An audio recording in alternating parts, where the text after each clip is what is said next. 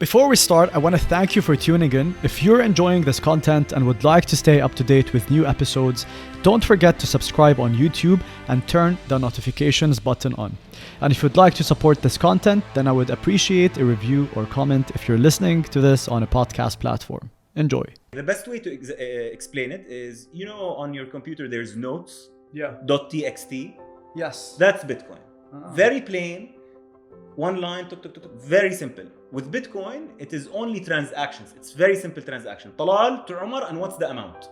Bas. Like that's what this infrastructure enables. Allows you to do. Exactly. Send one BTC from Talal to Umar, nada, bas. The fees, there are fees, there's stuff called nonce, technicalities, but at the end of the day, I'm just moving money from me to you. Okay. With Ethereum, you can think of it as Excel. With more functionality. More features, Hello. more Hello. complexity. I could send you 10 Ethereum, but have 5 of them stuck in escrow until the temperature hits 30 degrees. Method. There are rules. You basically. can, you can code rules. and that's where into smart Ethereum. contracts come in. That's where smart Mir. contracts.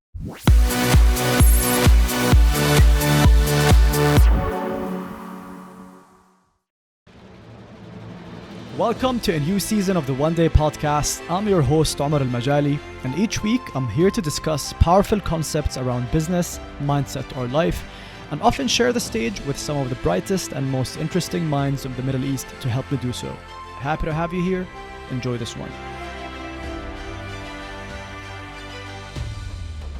Welcome everyone with a new episode and a new exciting conversation of the One Day Podcast. Today, I'm not only hosting a guest, I'm actually hosting a friend as well, Mr. Talal Tabbaa, a young Jordanian entrepreneur who has been making big waves in the world of blockchain and crypto. He was one of the early adopters and believers in the technology. I personally have first heard of this technology through you. You were always this crypto guy. We're going to talk about that. Back when the world was relatively skeptic about it. And today, Talal is the CEO of CoinMENA, which is a digital assets exchange that allows people to buy, sell, store, and receive digital assets safely and securely, and obviously allows people to deposit and withdraw money in their local currency. Talal is also the co-founder of Jibril Network, a blockchain-based fintech company that aims to bridge the worlds of traditional assets and crypto economies. He also serves on the board of Middle East Payment Services in Jordan and is a member of the Crypto Valley Association. What's up, my man? Habibi Amar, man. Pleasure to be here. Whenever we meet up, me and you ما بنسكت. ما بدك مين يسكتنا. We're always talking non-stop. Now it's the same situation, a bit more dramatic with a few lights and camera set. I love the setup. Habibi. So Talal, because just before we started, I told you, because it's a relatively new topic, and I'm going to assume that not all of the listeners are familiar with the space. So, Hick, I want to walk the audience, I want to take them on a journey from talking about basic principles and definitions, maybe taking it up a notch, شوي أكتر intermediate, maybe not advanced, because I'm hoping that there would be a series of these where we can later on talk Yeah, we're not going to go advanced from day one, don't worry. But before we do all of that, I want to talk about how the heck did you become this crypto guy? I don't know. I'd be lying to you if I told you I knew. But I guess I first heard about Bitcoin in university. Okay. But I didn't think much of it.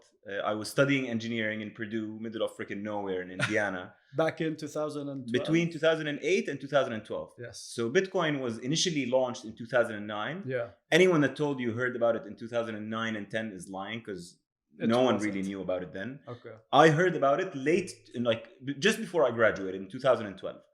And I didn't really think much of it. Time passed until my brother Hashim, who you know, was in class in Bentley. And they had a professor called Bruce Fenton, who's one of the OGs in the world of crypto. Okay. He asked everyone in class to set up an account on blockchain.com, which was the go-to wallet at the time. And Hashim called me up and like, Talal, remember that crazy internet money you told me about? I'm like, yeah, what about it? He's like, yeah, I have some. That was 2014. At the time, I was getting sick of PwC. I enjoyed my time at PwC, but I had reached a plateau, I guess. Anyone that's worked in consulting can understand that. Definitely. It's an amazing base, don't get me wrong, yani. I learned a lot from PwC, but it's just not for me. And I guess we can go on a tangent later on why, because you give a recommendation and you never get to see it implemented, whether it succeeds or if it fails. Especially us strategy consulting, like you never see it. I mean, I don't know if you see it coming to fruition, but or if you see it to fruition, you're not part of the accountability of it working or not. It felt to me like it's 1 foot in, 1 foot out, and I'm the type of person that likes to go all in. I win, lose, I don't give a shit, but as long as I give it my all. I guess away from that tangent and back into Bitcoin, in 2015, I quit my job with PwC to move to Saudi. I was working with a family office in Saudi that was quite unstructured. I remember. It was a very interesting 3 years of my life. My ex-boss was quite wealthy, even by Saudi standards. And I basically convinced them to buy Bitcoin and Ethereum. At the time, it wasn't easy to get a Saudi royal family member open any type of financial account, let's say. We did what all rich people do, and we went to Switzerland. That's when I first started realizing that shit, the Middle East really has bad options when it comes to buying crypto. Like someone wants to buy $3 million worth of Bitcoin, you didn't really have anyone to serve that demand. There's a couple of regional exchanges, but none of them were, let's say, institutional grade at the time. Today there is. Basically I helped them buy a couple of $1 million worth of Bitcoin and Ethereum and did a nice 56x. We made them some good money. And then we exited before the big jump of 2017. Like if he had held, the numbers would have been significantly more. He exited fully? He exited fully in the 2017 cycle. And I basically submitted my resignation because nothing that I would do in the preceding years would match. In their mind, this guy can do that. I couldn't do shit. Bitcoin did the hard work. I took the credit. But basically what ended up happening is he gave me a nice chunk of change as a thank you, and I moved to Switzerland. So I had helped him buy and sell his crypto through Switzerland. And obviously, if you're I was, I think, 24 at the time. I was telling, sell 200 million here, sell 50 million. But it wasn't, it felt crazy, but it allowed me to establish credibility in Zug. Zug is a very small town next to Zurich. It's also known as Crypto Valley. That's where Vitalik used to live. That's where Ethereum was founded. That's where most crypto unicorns are registered, because they were the first globally to launch crypto regulations in 2014. When Ethereum ICO'd in 2014, they were a Zug-based foundation. And I was lucky to meet Patrick Storchenegger, who's the chairman of Jibril. He's on the board of the Ethereum Foundation. The Ethereum Foundation has Vitalik, the founder, Patrick, who's also our chairman, and then Amy, I think, she's a general manager. Through Patrick, I initially met helping my ex-boss buy and sell, but then I'm like, I like this. This is exciting, and there's no one knows what they're doing, and there's a lot of money involved. Probably there's a good amount of upside in digging into it. I went back to Saudi after my first trip to Switzerland, and I remember this was like Ayyam al-Jahiliyyah, pre-MBS. Like there was nothing to do in Saudi. Like 2000 and what? 2015, 16. At the cusp of it, almost. 2017, the switch happened. Yes. I left before the switch. In 2016, I messaged a guy called Yazan Barghouti. By the way, and LinkedIn, I owe so much to LinkedIn. Yazan, Dina, both of which are my partners at work, my CTO, a lot of investors. I just cold message on LinkedIn. Best cold calling, best. Yazan Barghouti, who's my partner in everything I've done. CoinMENA as well. CoinMENA. Hatta there's a mining thing we've done together. In 2016, I think Yazan had written that he quit his job in New York. He used to work as a data scientist at some company, and then he was independently researching crypto. So I sent him a message like, in 2016, no one was independently researching crypto, at least from our society, Middle East, GCC, man. So anyway, I messaged him like, what the hell are you doing? He sent me like a white paper he was writing for a project that was called Hawala. You're aware of Hawala, صح? Hawala is what people in the GCC use to move money abroad. اوكي حوالي يعني حوالي. remittance لا بس which is not remittance through the official stores. ولا Something called Hawala, which is I'm Jordanian okay and I don't want to send money through the bank or through Western Union because they're very expensive. I tell you, Majali, here's 1,000 JDs, or here's 5,000 dirhams. Your brother gives my dad 1,000 JDs in Amman. okay. Without money actually moving. And without also without the fees. That's to minimize fees and also because there's a lack in. It was mostly popular in the GCC between UAE and Kerala in India. Okay. Because of last mile delivery. لأنه مثلا let's say I want to send money back to a village in India. There's no banks, there's no ATMs. Western Union, there's nothing. A person here collects money from everyone and then there's someone that goes door to door to deliver the money. What a service. Yeah, it's super service. I've actually used it before out of experimentation purposes. Definitely. I sent money, someone went to my house in Jordan and he was a bit surprised because usually people that use Hawala want to save. He went to my house, my brother came out, like, here's 6 JDs. Like, sorry, who are you? I'm sure Hashim is so confused. Yeah, but anyway, it's Yazan wanted to do that with crypto. And he sent me a white paper, like a technical document, and I was bored sitting in Saudi, so I ended up adjusting it. Okay. And sent it back to him. He's like, you changed my work. I'm like, yeah, you do like it? He's like, yeah, it's great. Did this see the light, this project? That's Jibril, basically. But this it pivoted so Jibril. much. But anyway, Fayazan was like, yeah, I'm speaking to this Russian developer that's helping me build the product. I'm like, yeah, I'll invest. Because at the time, I didn't think of quitting my job in Saudi. خلاص, I was still continuing. That was 2016. And Yazan was like, yeah, sure. Listen, if you help us fundraise, and you can get equity. I'm like, yeah, I just got a nice bonus. I'm not really thinking of immediate financial gains. Yeah. But he's like, okay, how does 10% sound? I'm like, okay, fine, عادي يعني. Yeah. Want to give me 10%? Give me 10%. Yeah. I haven't done shit yet. Yeah. So he was very kind to begin with, and usually if someone wants to help who sends you a couple of comments, you don't give them 10%. Yeah. So anyway, what happened was that I had just made a very rich guy, insane multiples. So I didn't know that would be very easy to fundraise after that. Yeah. So I asked Yazan, I'm like, listen, should we do a fundraising round? It's like, yeah, let's try to raise $1 million. And I basically sent it the next day. Was like, yeah, maybe you should raise 3. I'm like, okay, fine. Ended up, we initially raised 3. We got that mostly from. So you were sourcing the investments. From your network. Yeah. Okay. People were interested in crypto, and then that money was raised so that we could do an ICO. وهلا we'll go into the details of that. But an ICO is basically an initial coin offering. Yeah. When you sell your token in exchange for money, whether it's in the form of Bitcoin, Ethereum, dollars, or otherwise. But in 2017, we had that rush or craze of ICOs. A lot of them failed because of no product market fit.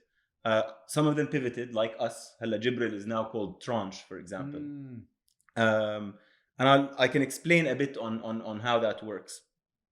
In an ICO, you are technically bringing cash from the future to develop something that the investors will utilize. Yeah. I think a shitty but helpful example is, I want to build a theme park. Okay. What are my ways to raise money for that theme park? I can go to the bank and get debt. I can bring you in with 50% equity and I take 50% equity. You put in the cash, I put in the work. Those were the traditional ways. The way that ICOs used to work, or actually still work until today, is I'm selling you tickets for the theme park that I haven't built yet. So you give me the money, but there's a stake for you in it. بالضبط. فأنت you essentially bought tickets for these rides, and I'm going to take that money, build the theme park, and then you can come use the rights. Have the utility of it. Me. But that's how initially ICOs were utilized. But the reality is they're just a new, more efficient way of capital formation. And I think maybe I'll go a bit on the tangent of capital formation. But one of the most important financial innovations in the world were stocks. So the East Dutch Indies Company, I think in the 15th century, were the first to ever create stocks, shares. In family businesses, if we make a profit or a loss, there's the head of the family that would distribute the money to the beneficial owners. If you have a son, you have a daughter, you have a wife, you distribute accordingly. But we needed a different way to distribute profits and losses to strangers. That's when stocks came into play. Why is this important? Because if I'm just me and my family, I have limited resources to achieve whatever goals I set out to achieve. But let's say I can bring in 5, 6, 10 new people. They share the upside and the downside. Then I can have a larger capital base to pursue whatever I want to pursue. The East Dutch Indies Company was probably one of the most important financial innovations of all time, which is the creation of stocks. And the unique thing about stocks was they essentially were a database of ownership. If I own 20% of a company, I receive 20% of the profits. If I own 50%, I receive 50% of the profits. And until today, that's the way that commerce has been organized. You can think of coins or some crypto coins as pseudo equity. They give you, for example, what do you get when you buy Ethereum? You bought Ethereum today. What do you own? Like the currency, currency itself, the Ether currency. What is it in it? What's in it for you? The value of it. Hopefully, like speculating that the value will go up. Okay, sure. Or what does this determine? I mean, I'm gonna use it as a currency in the Ethereum ecosystem, no? Sure. Hello. I want to give an example that relates to stocks, but in a new way. If you own a stock, what can you do? You can vote. Oh, you mean like the privileges of it? If I give you a stock or if I give you Ethereum, what am I getting? When you take a stock, you can vote. And you have commercial rights. If the company is sold, you get money. If there's distribution of dividends, you get money. It is a governance and a financial, let's say, tool. Okay. With Ethereum, you get also the same. If you own Ether, you can technically vote and affect the future of the protocol, the Ethereum protocol. Equally, if you hold that Ethereum and other people are using that protocol, the value should go up over time if demand continues to go up over time. The best way to explain it is, مثلا, Apple mostly sells iPhones. Ethereum or blockchains, they sell blocks. They sell you storage for your data. Like that's like a very simplified. Blockchains sell blocks. Well, actually, let's talk about that. Let's actually literally talk about that. Since we're talking about that, let's take a few steps back and define the difference between blockchain and crypto, because this is that's what people sometimes confuse. They confuse both. One is a use case and one is the underlying technology. But if you had to give me the elevator pitch, refined version of that, what would that? I'm not going to give you the rehearsed version لأنه that's just going to sound very monotonous. But initially I used the good example of blockchains are in the business of selling blocks. But the reality is I'm going to start at the top and then go back to this example. Okay. All cryptos are built on blockchains, but not all blockchains have cryptos. You can have a blockchain without crypto, but you can't have a crypto without blockchain. Blockchain is a technology. It's the back-end technology. Hello. What is a blockchain? Literally, the name is extremely descriptive. Okay. It is a chain of blocks. Okay. So I'm going to use this glass as an example. This is block number 1. Okay. This is the first block to be ever existed between the Talal Umajali blockchain. Okay. Some sort of transaction happens. We put it inside this block. Second transaction happens. We put it into this block. Third transaction happens. Put it into this block. Once we reach 1 megabyte worth of transactions, this block is sealed, and we move on to the next one. Literally. You fill it up with transactions and move to the next one. Why do they say blockchains are immutable? Because what's immutable? That you can't change it. Hello. Okay. I'll tell you what a mutable database is, and then explain how blockchains are immutable, theoretically immutable. فحكينا نحن block 1, block 2, block 3, block 4. Yes. The unique thing about block 1, block 3, 4, whatever, is that this series of blocks is in my possession and in your possession and in everyone else's possession. So let's say some asshole comes and says block 2 did not include this transaction. Talal did not give Umar 1 Bitcoin. This is like, because we're when I say that each of us has these like blocks, we all have copies of like this. This is where distributed ledger comes from. It's like everyone has a copy of it to that. So let's say an asshole comes and says block 2 did not include this transaction. All the rest are going to say, hey, asshole, no. Block 2 does have the transaction. And then everyone is incentivized to act rationally, because if we have 2 assholes that want to collude with that guy, then they will ruin the overall integrity of the system. Okay, hello. And why do I tell you blockchains are theoretically immutable? Because if 51% of the people decide to become assholes, then you can change the reality. But that's where like the game theory aspect comes in. That, you know, it was designed in a way that these people would collaborate, not against the system. Yeah. For it. With Bitcoin, one of the very, very important things, there's a book called like The Writings of Satoshi, which is every single thing that Satoshi ever wrote online. And one of the most interesting things to me was, you know, Satoshi actually disappeared when Bitcoin was getting more attention than he wanted. He initially said, you know, if it gets too popular when it's still not decentralized enough, then a bad actor can screw it by doing this. And let's say JP Morgan, they fucking hated Bitcoin because it's, you know, if they could kill it, they would.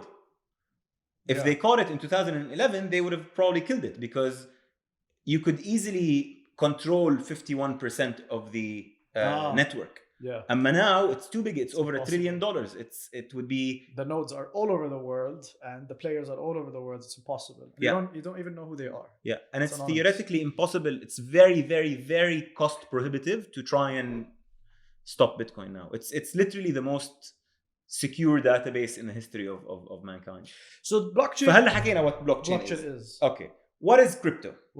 Crypto is a representation of the ledgers within this block. Okay. We said the blockchain has. Okay, I'm going to give you blocks of data of transactions. But what's the blocks of data? Talal sends Umar 10 Bitcoin. Yes. In the next transaction, Umar sends Faris 20. Yeah.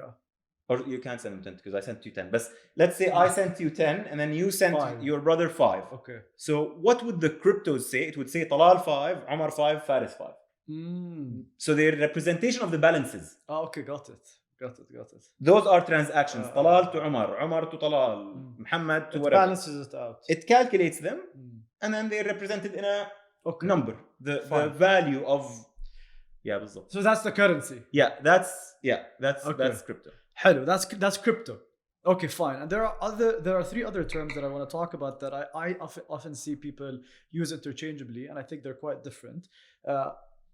Bit of overlap. Crypto assets, cryptocurrencies, and crypto tokens. Hello. What's the difference? There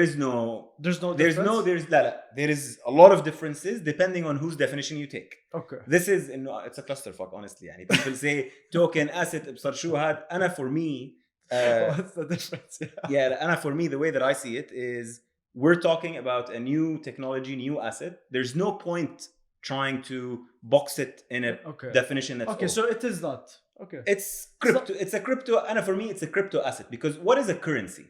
What is, if you think of what a currency is, a lot of people in this world think that currency is issued by a government. That's the association of it. And by the way, for the record, I think that in the coming 20 years, maximum 20 years, we will see the separation of state and money. We'll talk about إنه نحن today, like if 50 years ago, if you told anyone separation of state and church, we're like kafir. Yeah. No, state is the church and church is the state. Yeah. Now people are like, okay, shit, we fucked it up. Yeah. But no, and now doesn't mean no عادي, you can still, yeah. Money should not be controlled by governments, is what I'm trying to say. Okay, so and you're also saying that there is no difference between those three things. لا, they can be. Okay, I'll give you an example. Because I'll tell you, and for example, in my I would say like basic to intermediate understanding, a token is like an NFT is a token, right? Sure. But a currency, or if you want like a cryptocurrency, typically every protocol, say Ethereum or Bitcoin here, the base layer. The base layer is the currency. But there could be several tokens on top of it. On top of it with one currency. So I guess when you said asset, that's what confused asset is me both of them. بالضبط. But let's talk about token versus currency. Okay. Cryptocurrency and a token. What's the difference between those? So if I transact on the Ethereum blockchain, I need to pay the miners, the validators. Yes. I pay them with Ether. Yes, which is the language of that protocol. 100%, which is the currency of the Ethereum blockchain. Yeah. If I want to move money through Bitcoin, I have to pay the miners in Bitcoin, which is why it's the base layer. Yes. فمثلا, if you've heard of NFTs, DeFi, whatever, these are all applications that are built on top of Ethereum. So if I'm sending you one Bored Ape, I'm sending you one Bored Ape, which is a token, but I'm paying the fees to the miners in the currency, which is Ethereum. That's why Ethereum will always have demand, in my opinion, because you can't send a Bored Ape from Talal to Umar unless I use Ethereum. Unless you use Ethereum. And the difference between what they call protocols, اللي هم زي Bitcoin or Ethereum, it's just like basically an ecosystem that has a certain regulation around it, or there are certain rules that define. There's a lot of differences. But they're technology infrastructures. Their technology, okay, the best way to explain it is, on your computer there's notes. Yeah. .txt. Yes. That's Bitcoin. Very plain, one line, very simple. With Bitcoin, it is only transactions. It's very simple transaction. Talal to Umar, and what's the amount? Bas. Like that's what this infrastructure enables. Allows you to do. Exactly. Send one BTC from Talal to Umar, nada. Bas. The fees, there are fees, there's stuff called technicalities, but at the end of the day, I'm just moving money from me to you. Okay. With Ethereum, you can think of it as Excel. With more functionality, more features, more complexity. I could send you 10 Ethereum, but have 5 of them stuck in escrow until the temperature hits 30 degrees. There are rules. You can code rules. And that's where smart contracts come in. That's where smart contracts With Bitcoin, there are smart contracts on Bitcoin, but they're not popular. But it's a very basic kind of technology layer. هلا شوف, I think that's something that Yazan and I fight about all the time. You have high hopes for Bitcoin. I obviously have high hopes for Bitcoin, yeah. But Yazan also has. Yazan says Bitcoin doesn't need to evolve for it to be the de facto asset. Currency. Asset. لأنه at the end of the day, Bitcoin will record the final truth, but you can have a lot of stuff built on top of that, and they settle on Bitcoin at the end of the day. Okay. One other big difference between Bitcoin and Ethereum is Bitcoin technically every block takes 10 minutes. That's a calculation that is so important. لأنه okay, نحن we said with Bitcoin if a block is filled, you move to the next one. Yeah. But with Bitcoin, every block takes 10 minutes. Yeah. For it to fill up. Okay. How do you decide how quickly it fills up? By how difficult it is to mine. If it becomes very easy to mine, it will fill in quickly. And mine is basically verify transactions. It's verifying transactions. Those nodes that verify the transactions and put them into the block calculation. That's all they do. But hala with Ethereum and like Solana and all these, and we don't have to get to that level, but all these different protocols that are emerging, what's happening is that the processing of data is becoming quicker. So these infrastructure, you could do more. You could build more apps on top of these infrastructure because of the data validation and the processing of it is becoming quicker. Is that a safe assumption? I think speed is not as important as people make it sound. Okay. I actually think that decentralization is the most important part, because Amazon is fast as fuck. Amazon is the fastest thing on earth. Amazon Web Services, Netflix freaking runs on AWS. But if you wanted speed, why use a blockchain? Just use Amazon. just use Google. True. The idea is you want to use an independent network that is not susceptible to centralized actors fucking it up. You talked about something that's very, very important, and I definitely want to touch on it. You mentioned state and money control. I think it's very important for people to understand why. For people to understand why there's this hype around digital currency and there's this hype around Bitcoin. I think it's worth maybe taking even a step back and defining what money is, or the philosophical sense of what money is. How do we define money? But فلسفة عادي. And بموت بالفلسفة. No, let's explain to people what money is, because listen, if you bring an alien into Earth and they invade Earth, and or someone who has been living in the jungle and hasn't been exposed to civilization, and they see $100 bill, they're gonna tell you it's a piece of green paper. To us, we see it as much more than just a piece of paper, because we are born into the system. Money is a system, right? So how can we define this system? Maybe that will help explain to people why Bitcoin is so important. Why Bitcoin is important, or these digital currencies in general. So the way that I think of it is money has always been a technology. So you need to think of money as a technology. Okay. What does this technology do? It allows you to move economic value over time and space. Hello. Falsafe, but I'm going to repeat it again because I think it's important. Money is a technology that allows you to move economic value over time and space. Okay. What is economic value? Economic value is the outcome of my effort. I create some effort, and if I couldn't move value over time, that means as soon as I finish work, I need to buy my bread and my meat and my whatever so that I consume it. But what does money allow me to do? It allows me to move value over space by working, storing my money in this piece of paper, bank, whatever, so that when I use it in the future, when I need bread in the future, I can use it to buy. So that's how I use money to move value over time. Hello. Let's talk about moving money over space. If I work in, I don't know, whatever job, and I finish and I get paid, and I get bread, and I want to send my bread to Amman, Jordan, because I want to help my family. How can I do that if it's, money allows me to, it's a technology to move value over space as well. With this same logic, let's think of the history of money. When we first started using money, it was stones and pebbles. True. They weren't good to move money over time, because 1 year down the line, they're going to tell you, hey, this is a shitty pebble, I don't want to use it. Or I can't move it very easily across time.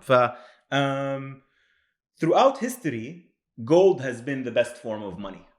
And that's because gold is an excellent way to move money over time. This is the price elasticity of gold supply is something that's very important. Why do people trust gold? Because it's scarce. Hello. It's divisible. I know. It's divisible. You can move it. It's hard to forge. It's hard to forge. And most importantly, which is something that people forget about a lot, is that gold's supply is mostly above the surface of the earth. So there's 200,000 tons of gold over the surface of the earth, and the incremental supply of gold throughout history has never been more than 3% a year. Throughout history, there's never been a year where more than 3% of gold went above the world's surface. Why is that important? Why is that? That is extremely important. Let's say gold's price shoots up to 3,000. I can't go and magically create gold out of thin air and capitalize on that price increase. There's effort that needs to be done. Which is why it retains its value. But let's say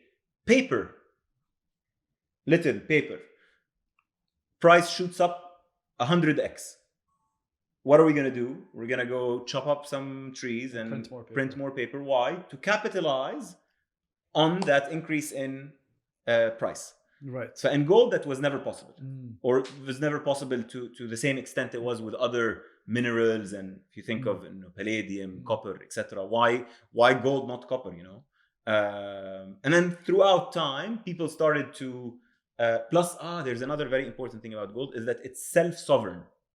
What does that mean? It's not under the control of the government. That's why in Jordan or in India, you have moms that keep it in their drawers, because if I don't know, the tax man or whoever gets upset, they can't come take my gold, but they can easily bank account blocked. You know, I don't really own my money. Ask anyone in Russia, you want Russian rubles or gold? They'll tell you gold, ideally Bitcoin, but it's self-sovereignty of money is something that's extremely important. And I think if we will see some parts of the world that become completely dystopic because of this, including China. You know, China's money is fucking dystopia. مصيبة. They've introduced a new feature that's insane, which is expiry. Expiry of what? Expiry of your money. If you don't spend it by this date, it's gone. See, like this is, but the digital currency, I'm assuming. Yeah, it's a digital currency. It's in your wallet, but you have this amount I think this and messy. You have to spend 10% of it on X. No, that's too crazy. That's that's where the disadvantage of digital currency comes in. I think of centralization. Centralization of digital currency. 100%. The way that I think about it is with. So how is digital currency mimicking all of that? It's all of that. It's all of these features that you're talking about. Okay, and I initially talked about gold and how gold was used for money. But let me continue on that. لأن حكينا pebbles, gold, لسه بدنا نوصل لبيتكوين للآخر. Okay. After gold was a great way to move value over time because it held its value. Yeah. But it was a shitty way to move value over space. Because it's heavy? If I'm living in with globalization in the past 100 years, I needed to move value over distance and continents. Distance, بالضبط. Let's say I'm buying wheat from you and I want to pay you. Do I send you send me wheat, I send you gold? It's going to get stolen on the way. It's not easy to transport. So gold wasn't a good way to transfer value over space. Distances. So what did the governments do? Basically in 1907 or 1941, I'm not sure, but when the Federal Reserve was created, they said, you know what, let's keep this gold. Actually, it happened before with the Brits, but what governments did is they said, okay, gold is heavy and tough to transport. I'm going to keep the gold with me. That's why you have Fort Knox and all that. We keep the gold and I give you a paper that says at any point in time, you can come take your gold. It's a representation of the gold. Of the gold. 100%. So what did we get then? We had a piece of paper that's easy to transport, but at the same time, it is backed up by gold. So I can't create artificial new pieces of paper as I see fit. Then that's when we started seeing government issued paper. Actually, the first time that we saw government issued paper was in China. But in 1971 is when it really turned to shit.